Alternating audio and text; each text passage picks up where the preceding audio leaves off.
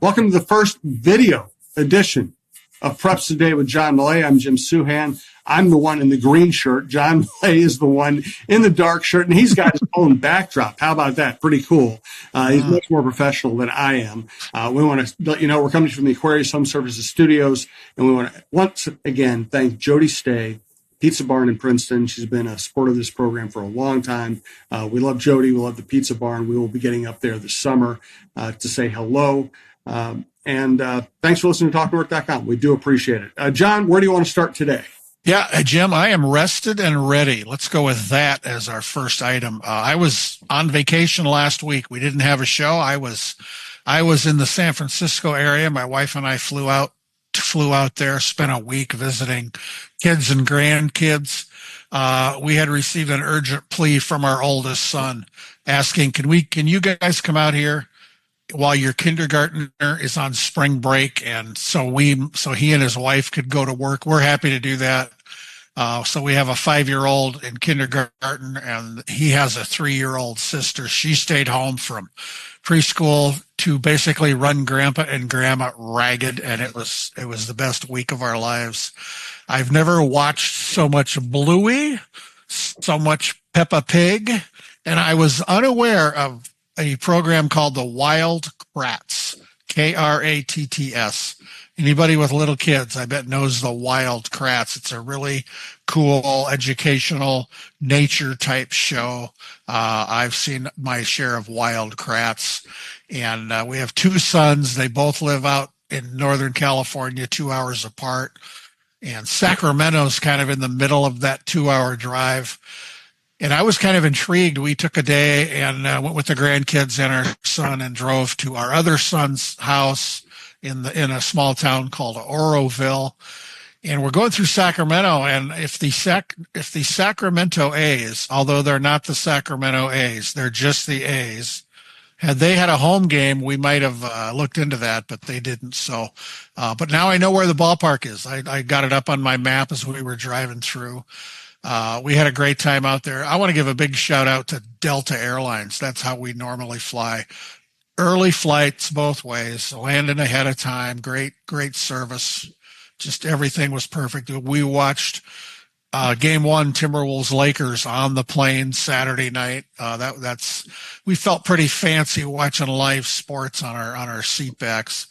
And I've talked about this before whenever we're in San Francisco. Anybody in the Twin Cities who complains about traffic, go to LA, go to San Francisco.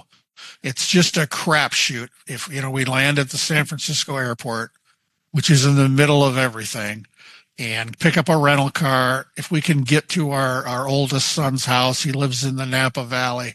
If we can get there in a little over an hour, we're doing great. And that was the case this time, coming and going. But it's taken 3 hours sometimes. Basically, there's 2 bridges, the Bay Bridge, the Golden Gate. And if there's any trouble on a bridge, you're dead in the water. But we had a great time. I'm happy to be back. Looking forward to a great spring season. And I want to go back to the day before we left. This is 2 Saturdays ago, the night before we left. I had been invited to New Ulm to be the speaker at the 71st annual New Ulm Club's Athletic Appreciation Banquet. I've been to Martin Luther College in New Ulm twice, both of them for the New Ulm Club's banquets. It's a really cool deal. I don't know of anything like this anywhere. The New Ulm Club is basically a group that supports high school activities at the 3 high schools in New Ulm High School, New Ulm Cathedral, and Minnesota Valley Lutheran. Basically, at the banquet, every senior letter winner from these 3 schools is invited. Their moms and dads, grandparents are there. It's a big crowd, and they honor all their senior letter winners. And the big, after the speaker speaks, which was my job, they announce the male and female senior athletes of the year from each school. And you go back through the years of these things. I went back to whenever Terry Steinbach was a senior in New Ulm, and he was their male athlete of the year. Just a lot of history there, 71 years. A great meal, a great bunch of people. So thanks to everybody in New Ulm. It's it's just such a cool event. And like I told everybody, I've been involved in high school sports only in 3 states. That's not a lot, but I've never seen anything like it. It's just a great tradition. Anything that's been going on for 71 years, that's a big deal. So thanks to the New Ulm Club for having me down. And the next day we got on a plane, headed for San Francisco, and a week with a couple of little kids. And now we're back, and let's go. Well, congratulations on the New Ulm thing. That's, I think you're going to be experiencing a lot of that as your retirement nears, and maybe even after your retirement. And you set yourself up to be someone that people are going to want to hear from. People love what you do. It's the rare, wholesome job in journalism. And so I really want you to enjoy all the honors, all the accolades, and all the experiences like that. As far as San Francisco, I don't know why people complain about San Francisco. I've been in San Francisco a million times. I've driven all over the Bay Area and all over California. You get up in the morning, you start driving, and you'll get someplace by the end of the day. It's easy. It's not complicated. And for my personal needs, they have In-N-Out, which pays off. My wife and I tend to agree on most things. I got really excited once. The first time I think she ever went to LA with me, took her to In-N-Out, and she was not impressed. Somehow we're still together. Yeah, I've heard that from people. My wife and I both like it. I like cheap. I'm in between. I'm not like their baseball writers love In-N-Out. These are an expense report, and they can eat a big meal for $8 or whatever. And the first time somebody took me there, I thought that's better than X. Not as good as you said it was. Right. And we go back and forth. Like the fries, our favorite fries are at Five Guys. And the Five Guys burgers are quite a bit similar to In-N-Out, but it's In-N-Out is very inexpensive. Not that I when I'm on vacation, I don't care about that. It's one of those things you can't go to it here. So it's there. Let's go. Yep. And I'll also say that when I was working in Texas, making $6 an hour and raising a child, it was Whataburger got me through. Okay. Whataburger is a very underrated chain based in Texas and a few other states. And I don't think I'd be here today without Whataburgers. I know how big that is in Texas. We had it when we lived in Phoenix too. I don't know that we ever went to Whataburger though. So I don't know what I'm missing at this point. If you're ever down there, I would give it a shot. Everybody swears by it down there. Sure. Reminder, talknorth.com. We've got the best sports lineup in town. We've had John doing preps for a number of years now. We have Michael Russo, Anthony LaPanta, Roy Smalley, Lavelle Neal, John Krasinski, Kevin Gord, the Bar Down Beauties on hockey, Jeff Diamond on football. We have outdoor content, Mike Grimm on Gophers, Randy Shaver's high school show, which will be resuming soon. We're planning a couple other new shows. And we've also added Mark Rosen, who is doing his own show and emceeing our roundtable. Check it all out. We do appreciate it. Also, one of our newer sponsors across the podcast is Giggly THC Beverages. If you want to order some of their stuff, which I highly recommend, use the promo code Giggly North, Gigli North, to get 50% off your first order. That's what I did. All right, let's get to the biggest little softball pitcher in Minnesota. Yeah, Jim, this was a story I did before I took vacation time last week. I drove down to New Richland, a great little town. I've been there many times for a softball game on a super cold day. The home team was New Richland, Heartland, Ellendale, Geneva against United South Central. If people aren't familiar with United South Central, yes, we call it USC, but it's not that USC. It's in Wells, kind of in the Albert Lee area. And the reason for the trip was USC pitcher Mariah Anderson, who is just doing incredible things. She's 5'3" tall, but man, can she pitch. Through the first 5 games of the season, she had 2 no-hitters, 89 strikeouts, and 4 walks. And they're undefeated. Most of these games were 5 or 6 innings. They just destroy people. But to strike out 89 and walk 4, that's a ratio that you like in baseball or softball. A couple weeks ago, she became only the 5th softball pitcher in Minnesota history to record 1,000 strikeouts. And she's only a junior. She's been a varsity pitcher since 7th grade. She throws a fastball, a rise ball, a changeup. She threw 1 pitch. I was standing with Dan Stork, who's the New Richland athletic director. We were kind of standing down behind the third base fence. And Mariah threw this pitch that was like a missile. I mean, she throws fast. They told me they've never put a clock on her. But this one specific pitch, the sound it made when it hit the glove, and she threw a no-hitter that day and struck out everybody but two maybe. But this one pitch, everybody at the ballpark looked at each other. Did you see that? No, nobody saw it because you couldn't see it, but you could hear it. And I was talking to the coaches afterwards. They said, yeah, we looked at each other in the dugout too. Holy smokes, that thing was moving. And she's also a great leadoff hitter. Her batting average is around 700, 16 hits in 6 games. But here's the other thing. She's a 5'3" softball pitcher, one of the best in the state, but she's also a high-level gymnast at a school that's too small to have a gymnastics team. She's trained at K&G Gymnastics in Mankato since she was 4 years old and devotes a lot of time to that sport too. After the game in New Richland, she was headed to Mankato for a gymnastics workout. And that weekend, after that game, 2 weekends ago, she competed at the USA Gymnastics Regional Championships at the Minneapolis Convention Center, and she's been great in state, regional, and national gymnastics competition. And Mariah told me that all this gymnastics training has really helped her on the softball field. And the coaches talked about how strong she has become since 7th grade. Really, really fun to watch. She's a nice kid, quite an athlete. And you can read about Mariah Anderson of USC at John's Journal on mshsl.org. I coached some softball when my kids were playing, and the one thing I never did was stand in against any of them because they would have blown me away. Back at the Star Tribune, this might be 20 years ago, Eastview had this great pitcher, like an All-American softball pitcher. And I knew the coach, and we were just starting to do video at the Star Tribune. So I had this lame brain idea. I'm going to take some swings against this young lady. So Marlon Levison, now retired as a great photographer, he took photos. One of the video people were there.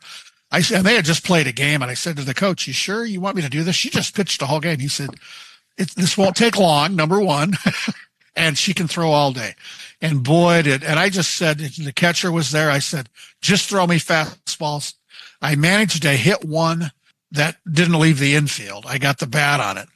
But the picture that Marlon shot that was in the paper when I wrote about this, they mixed it up and threw a changeup or something. And I'm just like you see all the time, I'm just flailing. I'm not even close. I'm off balance. That's the picture that was in the paper.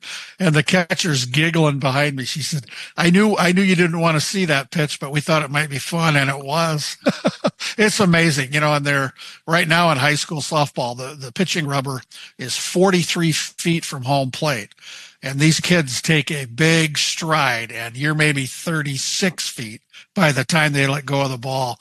And it's amazing, these pitchers in softball that just they know where the ball's going. They put spin on it. It's moving. One of the coaches told me her changeup is an ankle breaker. People are waiting on that fastball. Then here comes a changeup, and there's just no chance. So it's really a fun, neat thing to see. No doubt. It's amazing how much velocity they can generate, how much spin they can generate. And they can throw all day. There's no pitch counts. These kids can throw all day. It's a natural motion. The overhand baseball motion is completely unnatural, which is why everybody has Tommy John before they're 22. The underarm action, they can't throw all day without hurting themselves. That's right. It's a great youth sport. It is. It really By the way, is. Marlon Levison and I once we were on a trip to see the Twins Academy and Christian Guzman in Dominican Republic. We got food poisoning together. Fun memory. 28 hours of food poisoning while I was referring to into Venezuela, which was shut down because of a general strike. It was a very interesting trip. Awesome trip. Yes. Memories. Good time. Good times. Let's get to major coaching news. Yeah, we have a big name has left us in the world of coaching. Ziggy Calls was a legendary boys basketball coach. He died Sunday. He was 84. He ranked seventh all time in career wins in Minnesota. And Ziggy was just the best person, as I knew well, as many others did. He was a heck of a guy. He graduated from high school in Forest Lake in 1959, coached boys basketball at Mounds View for 45 years, retiring in 2012. Took 12 teams to state tournaments, won state titles in 1972 and 1999. That's a big span, and that says a lot. Among his many, many honors, he's a member of just about every Hall of Fame you can imagine. And the Mounds View gym bears his name. It's Call's Court. And the last time I saw Ziggy was at a basketball game there 2 or 3 years ago. I think 2 years ago. He was just hanging out and having a good time and seeing old friends, and I got to see him. And then we've had a rash of big-time basketball retirements. Brian Cosgriff, girls basketball head coach for 24 years at Hopkins and Minnetonka. He's retired. He's best known as Paige Becker's high school coach. Cos won 7 state championships at Hopkins, 1 at Minnetonka. So with 8 state championships, he shares the state record with Myron Glass of Rochester Lords and Faith Johnson Patterson, who coached at Minneapolis North and De La Salle. Cos is 9th on the all-time career win list among girls basketball coaches. A couple of boys basketball coaches, John Oxton at Lakeville North, 33 years as the head coach. He has retired. He took 12 teams to state tournaments, won a state title, finished second 3 times. He ranks 8th all-time in wins, 1 notch below Ziggy Calls. That's great company. And another coach that I've gotten to know, Joe Madsen at Mankato East for 24 years as the head coach. He stepped down, led the Cougars to back-to-back state runner-up finishes in Class 3A the last 2 years. Really fun teams to watch. This year's team was 29-2. The highest winning percentage in school history. And Joe's reasoning is clear here. His son, Brogan, who's a great guard, he's going to graduate this spring. He's going to play college basketball at Sioux Falls, and now Joe can watch his son play. And in the world of girls swimming and diving, one of the all-time greats, Hutchinson coach Rory Fairbanks, he's retired after 26 years. He also coached the boys swimmers at Hutch for a couple of stretches. Rory led Hutch to Class A girls state championships in 2003, 4, and 2010. And in 2022, Rory was named the National Swim Coach of the Year. So condolences to the Calls family and big slaps on the back to all these unbelievably great coaches who have decided to step down. The other thing I learned by coaching a lot of youth basketball in the Lakeville area, and John Oxton, I went to see his teams play a lot too. And I think this is an underrated part of these people's lives. It's exhausting. Yeah. Coaching basketball is absolutely exhausting. Yeah. I mean, I would coach traveling tournaments, and by Sunday night, I was told these people would coach. Yeah. I mean, they would teach school all day, then go to practice, and then coach all weekend. I don't know how they did it. Yeah, it's amazing. And I've talked to a lot of coaches in various high school sports who were assistants and very busy, but then they become the head coach. And just the administrative stuff you have to do, all the planning, you had all these people, all your coaches, all your players, the youth stuff. It's never ending. And boy, that's quite a thing for somebody to do that for 20 or 30 years and do it well. And you know, the joke with all the kids in your command. You are. And some of these big schools, you know, you see these coaches going to 3rd and 4th grade tournaments just because they want to support the kids and the families. And of course, the joke with Lakeville North is that's University of Wisconsin's main recruiting ground because they've had so many good players who ended up playing for the Badgers. And we'll see. Well, I don't know if any of those coaches have been replaced at this point.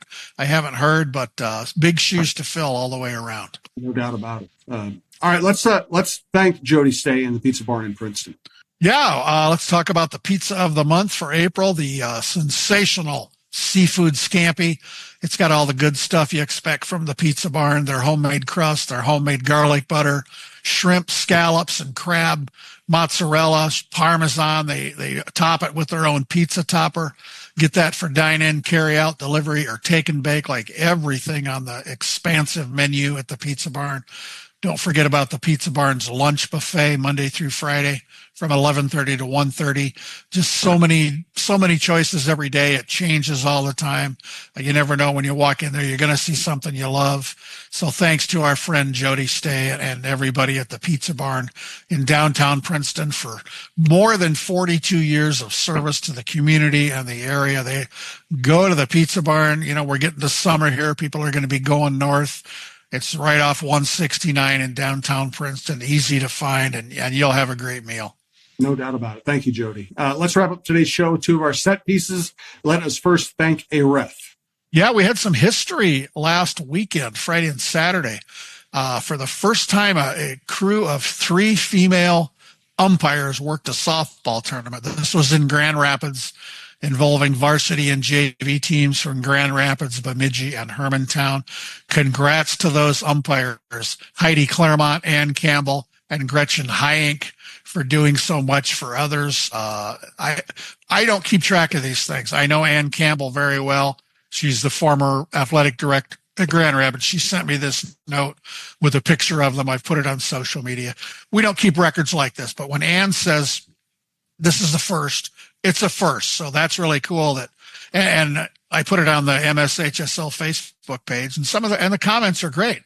What a great bunch of role models for young females. Hey, all these umpires are just like me. What a great thing. So thanks to them for making history. Great stuff. All right. Now, today's most valuable teammates. Yeah, let's go up to Holly, where Sophie Cook is a senior who participates in cross country and golf. Sophie's an intense competitor on the course, whether it's the golf course, the cross country course, and the classroom. She expects herself to perform at a high level.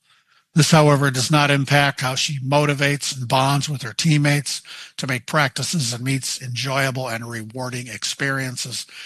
Congratulations to Sophie Cook of Holly on being named a most valuable teammate. Beautiful. I also appreciate you trying to get Delta on board as a sponsor of the podcast. Hey, you never know. You never know.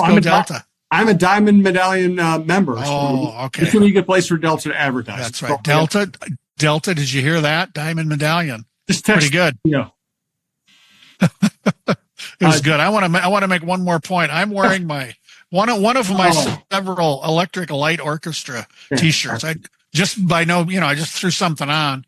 It happened to be that. I'm pretty proud of, and I'm really old. That's why I like ELO. I've seen them in concert twice at the XL Center. I think they're done touring now. Jeff Lynne, the brains behind the whole thing, is way older than me, but boy, what a great band, one of the all-timers. And I do own a couple of tour T-shirts. ELO was fantastic, incredibly innovative. I did watch recently a video, a documentary of one of their shows. I think it was at Wembley.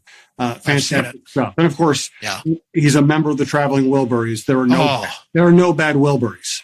Oh, no, if you're a Wilbury, that's a good group. That's fantastic music as well. Yeah. I think he was on stage when Prince threw his guitar too, during As My Guitar Gently Weeps at the Rock and Roll Hall of Fame concert. Okay. The famous Prince threw his guitar, nobody knows it ever landed. I think Jeff Lynne's on stage for that too. So Jeff Lynne does not throw guitars. No, he does not. Most of us don't throw guitars. That's the only real negative. I mean, Prince's, he was eclectic. He was unique. Yes. Oh, yes. The only really purely negative story I ever heard about Prince was he went on Jimmy Fallon's show, borrowed one of the Roots guitarists, vintage guitars. And, vintage guitars can be $10,000, $20,000, $30,000.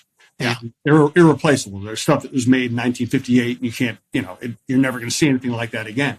And Prince broke it and just walked away, never replaced it, paid for it, nothing. Come on, Prince. I don't know why I did that. I apologize for ending it on a negative note on Prince. I love Prince, but I'm a guitar guy. You can't do that to somebody's guitar. No, and you're not making it up. That happened. I've heard that story. Yeah. All right. Hey, good stuff, John. Good seeing you. Good seeing you. Usually we just hear each other's voices. Enjoyed this. I hope I didn't screw up the recording. If anything went wrong with this recording, if there's anything going on, it's my fault, not John's. So for today, thanks for listening. Thanks to John. We'll talk to you next week. There you go.